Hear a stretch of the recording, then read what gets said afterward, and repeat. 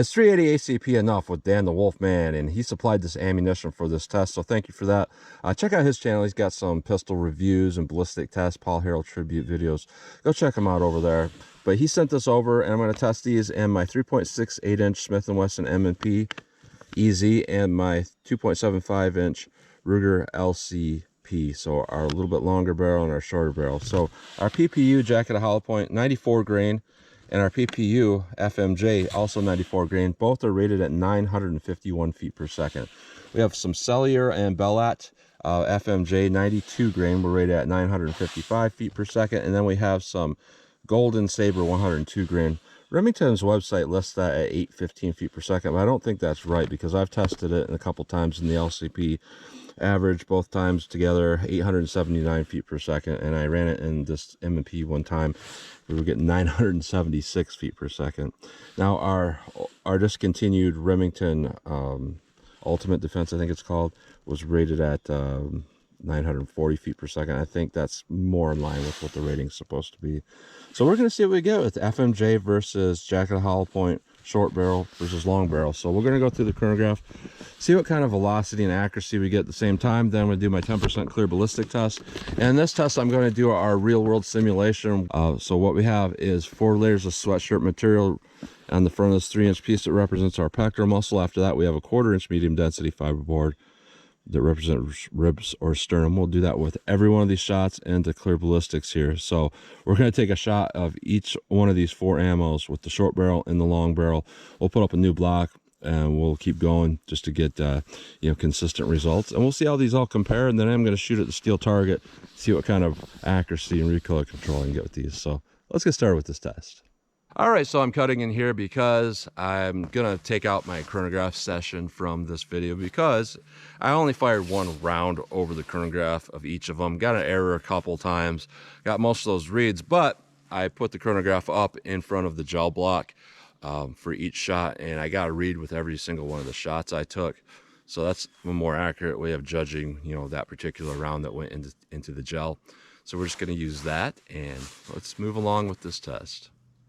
All right, so I'm going to start with our hollow points, 1 from each barrel length. So we're going to start with our PPU jacket of hollow point. Hopefully I can get a velocity read here. Let's see what we get with our PPU going through our longer barrel here. 4 layers of sweatshirt material, 3 inches of clear ballistics, a 1/4-inch MDF. Let's see what we get here with our PPU 94 grain jacket of hollow point.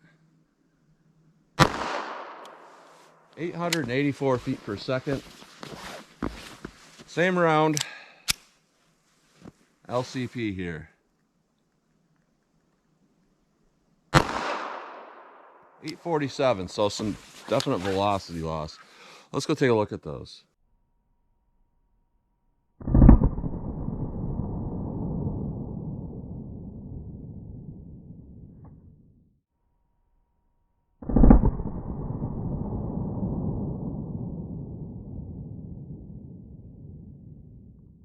All right, so I don't think there's a huge difference going on.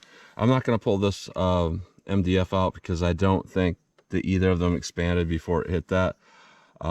With our longer barrel on the bottom, we went a little bit further. We went to about 14 inches, and there's kind of a little bit of bounce back on that. I don't think there's expansion with that hollow point.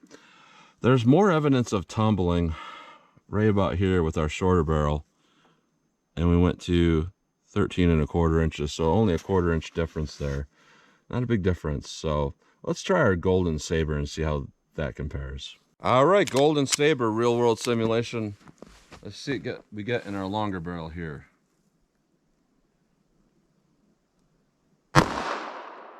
880 feet per second, pretty good velocity, but a lot lower than what I've got in the past. To our short barrel, let's see what we get here.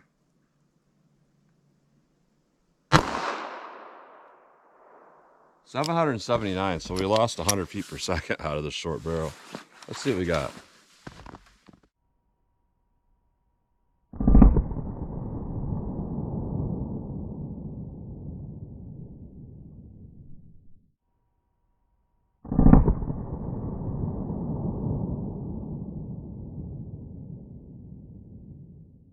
All right, so we didn't get expansion with either of these, and much like our first jacket of hollow point, you know, they just couldn't expand, and the longer barrel went a little bit further. And going through our MDF here, you're not going to learn much from seeing this. No expansion going through with any of these shots here. So our golden saber from our longer barrel went to about 15 inches, which isn't too bad. And being that's a hard jacket, harder than a copper jacket, you know, that's not too bad of an option, but there's no expansion. What we got with our shorter barrel is 13 3/4 inches of penetration, so not particularly impressive there either. So let's put a new block and new MDF, new everything up here, and test our full metal jackets and see how those compare. All right, so I misjudged how many rounds I had. I thought I had enough for this test. I'm out of the PPU FMJs. I didn't have enough. Just trying to get chronograph reads earlier, so we're just going to test our SMB FMJs, see how these do. So here's through our longer barrel. 973 feet per second. That's really good velocity for what that is. Shorter barrel. 922. I do have one round of that PPU FMJ. I'm going to run it through the longer barrel and see how that does. All right, PPU FMJ. Let's see what this does through our longer barrel here. 849. Let's go take a look.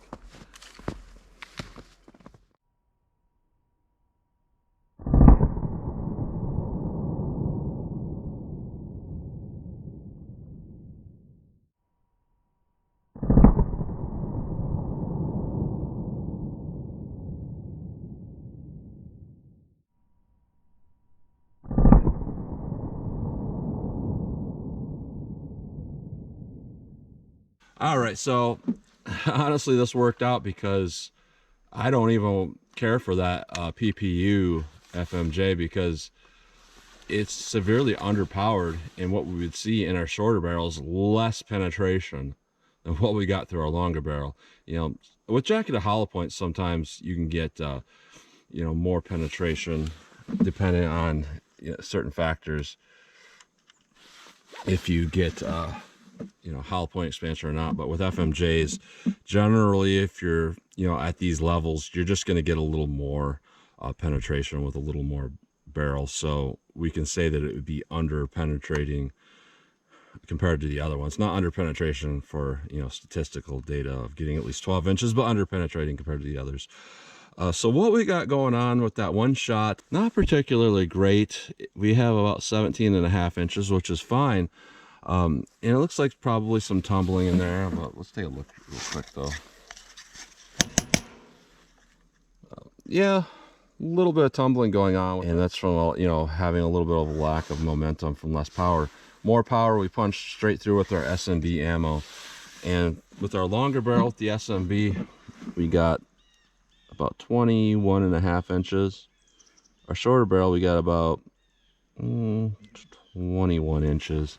Very close there. So looking at all these, what I can say is that our jacket of hollow point and our FMJ PPU is really not very good ammo.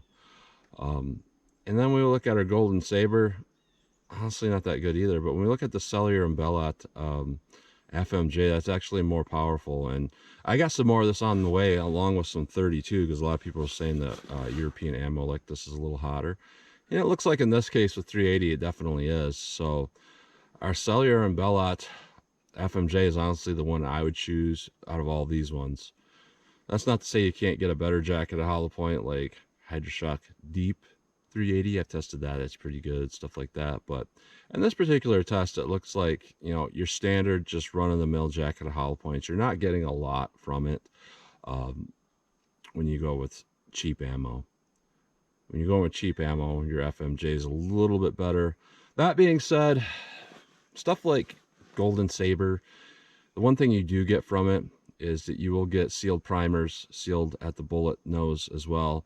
and you get nickel plated cases, and that can make the ammo last a lot longer and be consistent over a longer period of time, as where your standard target ammo is not so much like that, so you kind of have to swap it out more if you're going to carry it.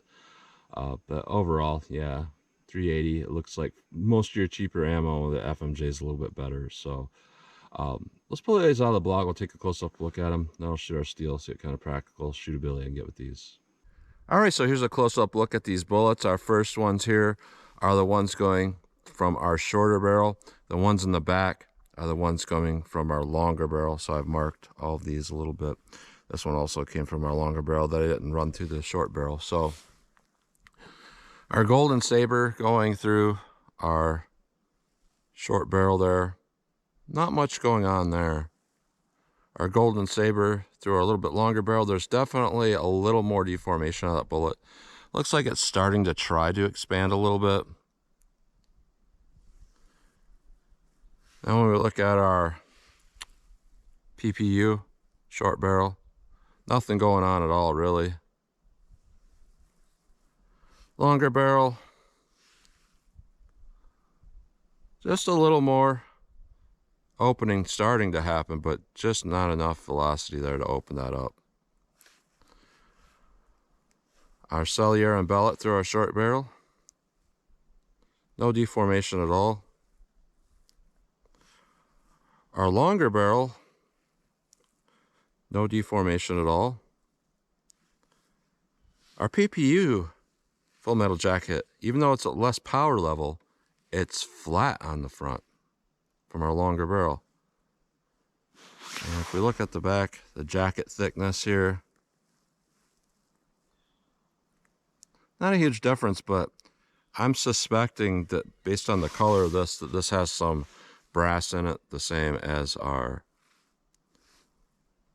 golden saber. So brass is harder than copper, so you have a harder shell on that thing, and that would explain why this one flattened. Because a lot of times I do flatten, bullets flatten through MDF, but these ones, our SMBs, did not. So on all accounts, I think these are better. I think if we put a hard barrier in the way, these would outperform this even greater than what it already has. Our SMB, the power and that brass jacket make it very consistent. So that's a close-up look at all those. All right, so what I got left is some PPU jacket at hollow point. Pretty low recoiling rounds here. So I'm going to do some Mozambique drills, just kind of see how these things will shoot for me compared from a longer barrel versus a shorter barrel. So I'm going to start with our M&P. I'm going to get a sight picture, 2 to the body, 1 to the head, just to kind of see how these things will shoot for me. So here's our M&P here. All right, pulled one kind of low there. Let's do that same thing here. Oh, that's not good, with our LCP. All right, my shots are not particularly on. Let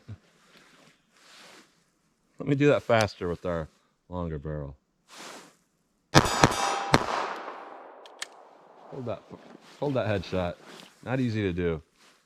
I think I only have 2 in here, so I'll modify that a little bit.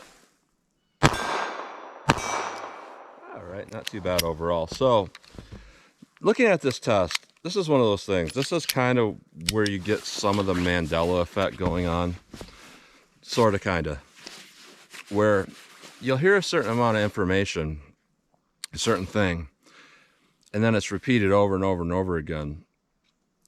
And while that may be true, it's not necessarily true overall. And what we have here is kind of confirming some of that old information that might kind of Mandela effect cross over into new information. And what people are remembering is what we're confirmed here is that jacket of hollow points in 380 don't expand. And you might as well use FMJ because they don't expand. And then that's not necessarily always true though, because I can test some jacket of hollow points like Federal Hydroshock Deep, Hornady Critical Defense, Federal HST. There's a whole bunch of them now that will expand, even from a little short barrel like this. I've had expansion from this LCP with Critical Defense over and over again. So you can get hollow point expansion and decent penetration as well, depending on the round you use. And that's another thing people will say, well, if you get hollow point expansion, you can't get good enough penetration. And you can with the right round. But what we're seeing here kind of confirms what is in people's minds, that you're not going to get hollow point expansion, so you might as well use an FMJ. And I'll say that still rings true if we're talking cheap ammo, just run-of-the-mill ammo. If you go out and get, Remington UMC jacketed hollow point, or Winchester white box jacketed hollow point, or stuff like this, that's going to be true.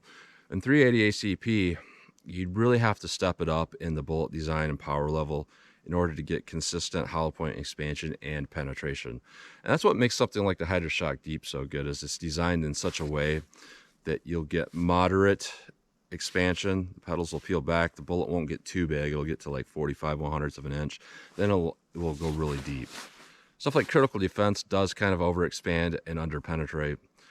Sometimes gold dot will work, but overall, this is kind of what you would expect with ammo like this. So, I would stick with FMJ if I was going to go with as cheap of ammo as possible. I wouldn't bother with the 50-round boxes of jacketed hollow point, because they're not going to do a lot for you. There is a little more tissue crush and a little more damage going on, to be honest there. But you're also, inducing possible malfunctions because those hollow point designs aren't particularly designed very well. So in this instance, I would stick with full metal jacket. So that's my test today of this, and that's what you get today. And thank you to Dan the Wolfman for sending this ammo out. So as always, comment, share, and like, and thanks for watching.